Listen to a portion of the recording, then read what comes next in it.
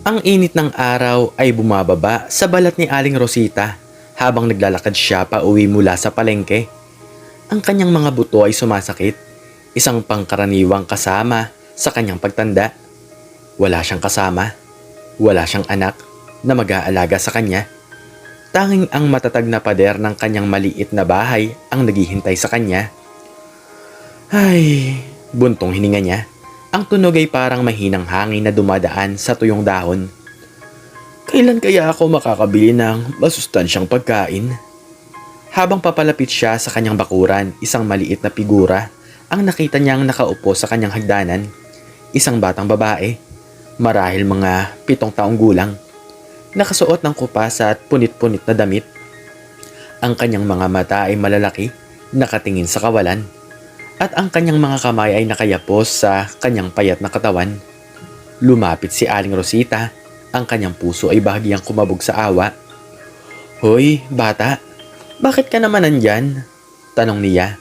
Ang kanyang tinig ay malumanay ngunit may bahid ng pag-aalala. Hindi sumagot ang bata. Tinitigan lamang nito si Aling Rosita na parang isang multo. "Naliligaw ka ba? Nasaan ang iyong nanay?" Muli niyang tanong. Walang tugon, tanging ang mahinang paghikbi ang narinig mula sa bata. "Halika na, pumasok ka muna sa loob. Baka kung ano pa ang mangyari sa'yo dito sa labas," sabi ni Aling Rosita, nag-aalok ng kamay. Dahan-dahang tumayo ang bata, ang kanyang mga paa ay tila nagdadalawang isip. Nang makalapit siya kay Aling Rosita, doon niya napansin ang dami ng dumi sa mukha nito. Ang mga gasgas sa mga braso at binti nito. Ito ay isang batang pulubi. "Ano naman ang pangalan mo, iha?" tanong ni Aling Rosita habang binubuksan ang pinto ng kanyang bahay. "Isay po," mahinang sagot ng bata. Ang kanyang tinig ay halos hindi marinig. "Isay? Maganda ang pangalan mo. Ako naman si Aling Rosita," sabi ni Aling Rosita. "Halika, maupo ka muna. Magluluto ako ng hapunan." Sa loob ng bahay, ang amoy ng sinaing at nilagang gulay ay nagsimulang kumalat. Si Isay ay umupo sa isang maliit na upuan malapit sa kusina. Pinagmamasdan si Aling Rosita na gumagalaw ng may sigla. "Gutom ka na ba, Isay?" tanong ni Aling Rosita. Isinasali ng pagkain sa mga plato. Tumango lamang si Isay.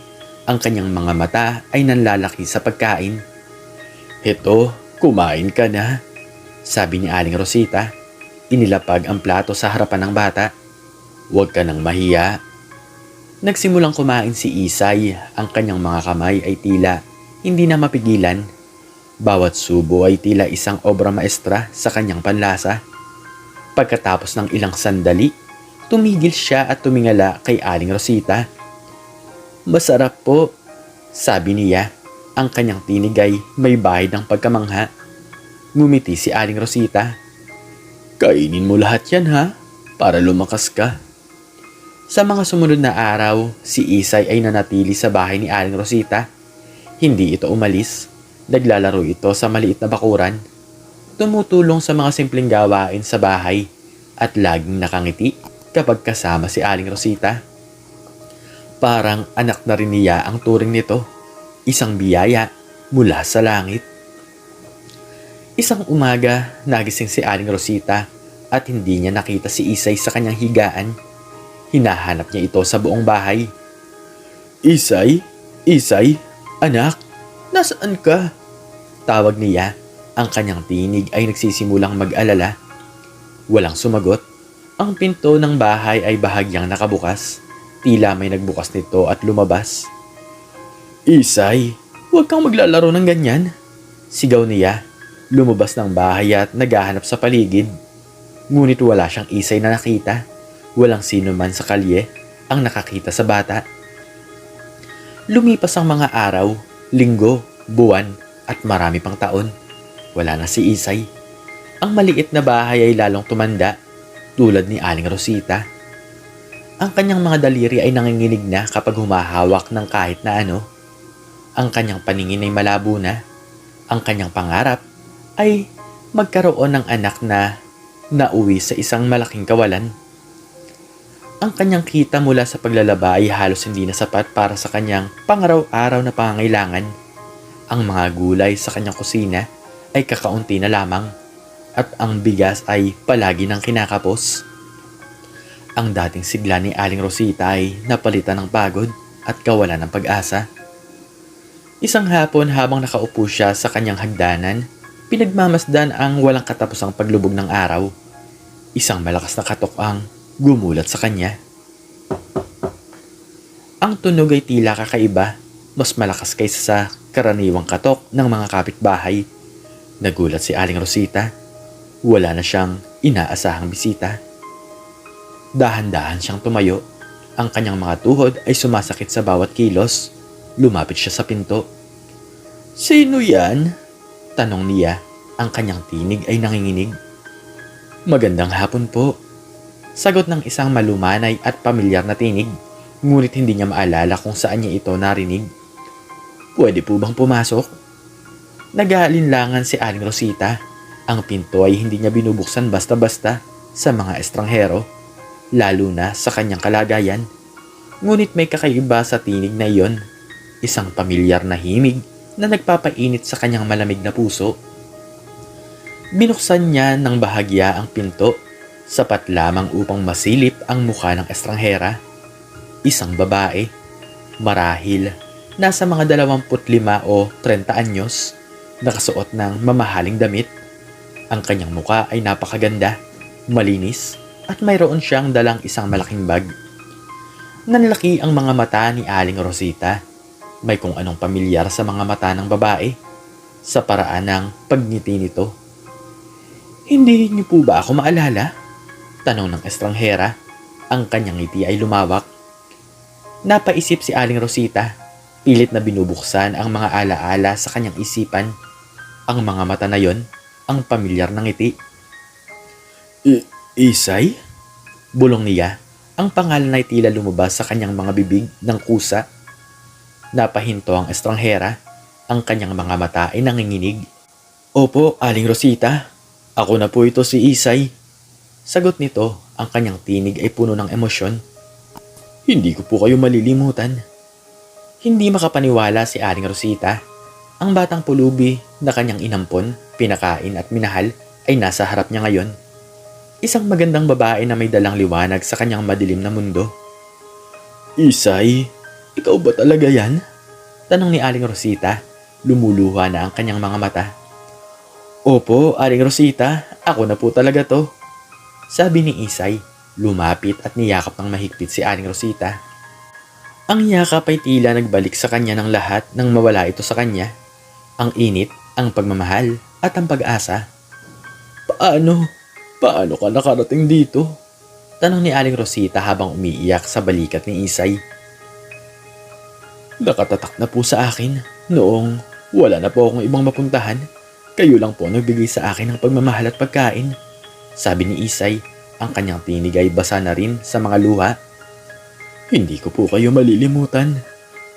Umupo sila sa maliit na sala. Kinuha ni Isay ang kanyang malaking bag at naglabas ng iba't ibang pagkain. Prutas, tinapay, at isang malaking supot ng bigas. "Ito po, Aling Rosita. Hindi na po kayo magugutom," sabi ni Isay. Inilatag ang mga pagkain sa mesa. "At ito po." Naglabas pa ito ng isang sobre. "Para po sa inyong pangailangan. Hindi na po kayo mahihirapan." Nanginginig ang mga kamay ni Aling Rosita habang tinatanggap ang sobre. Ang laman nito ay higit pa sa kanyang inaasahan. "Isay, anak, hindi ko alam ang sasabihin ko," sabi ni Aling Rosita. Ang kanyang tinig ay puno ng pasasalamat. "Hindi niyo na po kailangang sabihin, Aling Rosita. Ang mahalaga po, nandito na po ako," sabi ni Isay. "Gusto ko po kayong alagaan. Gusto ko pong ibalik ang lahat ng kabutihan niyo sa akin." Nagpatuloy ang kanilang pag-uusap hanggang sa dumilim na ang paligid. Si Isay ay hindi umalis. Nagluto sila ng masarap na hapunan. At sa unang pagkakataon sa mahabang panahon, naramdaman ni Aling Rosita ang tunay na kaligayahan. Ang kanyang maliit na bahay ay muling napuno ng tawanan at pag-asa. "Aling Rosita," sabi ni Isay habang pinapanood ang mga bituin na nagsisimulang sumilip sa kalangitan. Gusto ko po kayong isama sa akin. May malaki na po akong bahay at gusto kong maging komportable na po kayo. Napangiti si Aling Rosita. Talaga anak? Opo, Aling Rosita. Hindi na po kayo mag-isa. Sabi ni Isay, hawak ang kamay ni Aling Rosita. Kasama niyo na po ako. Ang dating nag-iisa at mahirap na si Aling Rosita ay nakahanap na ng kanyang magiging anak. Isang biyaya na nagbigay sa kanya ng bagong buhay. Ang kabutihan na kanyang ipinakita sa isang batang pulubi ay bumalik sa kanya ng higit pa sa kanyang inaasahan. Isang kwentong nagpapatunay na ang pag-ibig at kabutihan ay laging may gantimpala kahit gaano pa ito katagal dumating. Sa pamamagitan ng mga bulong ng hangin at ang malumanay na huni ng mga kuliglig, nagsimula ang kanilang bagong kabanata. Isang kabanata ng pagmamahal, pasasalamat at pangalawang pagkakataon. Ang mga alaala ng kahirapan ay unti-unting naglalaho, napalitan ng mga bagong alaala ng pag-asa at kasaganahan, na pinagsaluhan ng isang ina at kanyang anak na nagkita muli sa ilalim ng mga bituin. Huwag ka nang mag-alala, Aling Rosita, sabi ni Isay. Ang kanyang tinig ay puno ng pangako. Lagi na po akong nandito para sa inyo. Tumango si Aling Rosita. Ang kanyang puso ay punong-puno ng pasasalamat. Ang kanyang pagtanda ay hindi na magiging malungkot at mahirap. Kasama niya si Isay, ang kanyang anak na tila isang anghel na ibinigay sa kanya ng kapalaran. Ang kanilang pagmamahalan ay naging isang tanglaw, isang patunay na ang kabutihan ay laging may gantimpala, isang inspirasyon para sa lahat ng manalig sa kapangyarihan ng pag-asa at pag-ibig.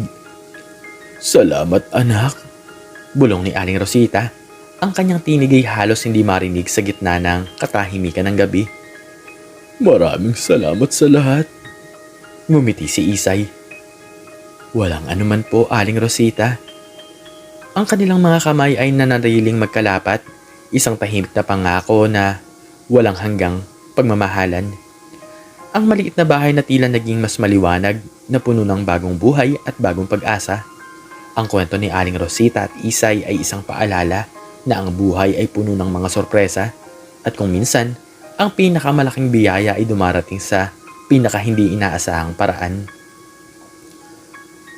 Dumaan ang banayad na simoy ng hangin at humaplos ito sa kanilang mga muka, tila isang pagpapala mula sa langit. Ang mga ulap ay bahagyang nahawi, nagpakita ng mas maliwanag na bituin na parang mga saksi sa kanilang muling pagtatagpo. Nakaramdam ng init si Aling Rosita, hindi lamang mula sa yakap ni Isay, kundi mula sa kaganapan ng kanyang puso. Ang dami ko na palang kailangang ayusin sa bahay mo, sabi ni Aling Rosita, bahagyang natatawa.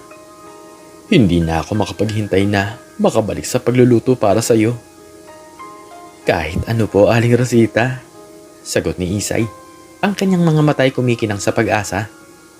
Basta't kasama ko po kayo. Sa pagitan ng mga salita, may mga paghinga na tila nagkukubli ng mga taon ng paghihirap at kawalan.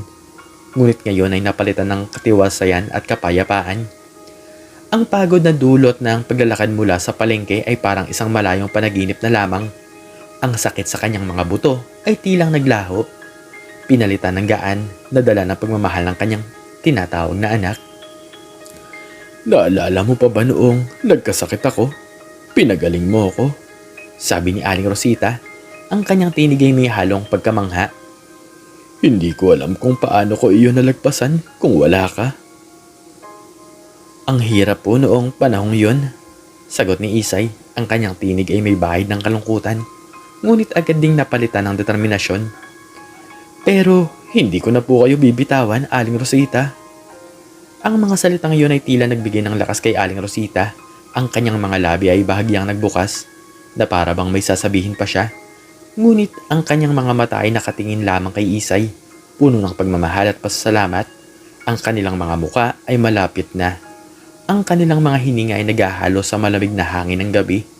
Ito ang isang sandali na puno ng kahulugan, isang patunay ng malalim na koneksyon na lumalampas sa panahon at pagsubok. Kailangan na po nating magpahinga, sabi ni Isay. Maingat na inaalalayan si Aling Rosita patayo. Bukas po, marami pa po tayong pag-uusapan. Naglakad sila papasok sa bahay. Ang kanilang mga anino ay sumasayaw sa dingding sa liwanag ng nag-iisang lampara. Ang dating tahimik at malungkot na bahay ay tila nabuhay muli. Matulog na po kayo, Aling Rosita. Mahinang sabi ni Isay. Inayos ang kumot sa balikat ni Aling Rosita. Panaginipin niyo po ang mga magagandang bagay. Isinara ni Aling Rosita ang kanyang mga mata. Ang kanyang puso ay puno ng kapayapaan. Ang kanyang paglalakbay sa buhay ay hindi naging madali.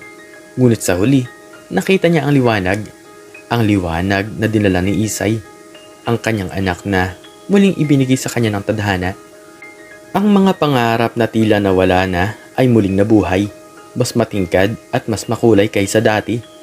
Ang kanilang kwento ay patunay na ang pag-asa ay hindi kailanman nawawala at ang kabutihan ay laging nakakahanap ng paraan upang bumalik. Ikaw, anong natutunan mo sa istoryang ito? Makiki-comment naman sa baba kung ano ang iyong natutunan. At hanggang dito na lamang po nagtatapos ang aking istorya at sana po ay nagustuhan niyo ito. Please like, share, and subscribe and click the notification bell para palagi kang updated sa mga bago kong istorya. Muli ay maraming salamat po at God bless us all.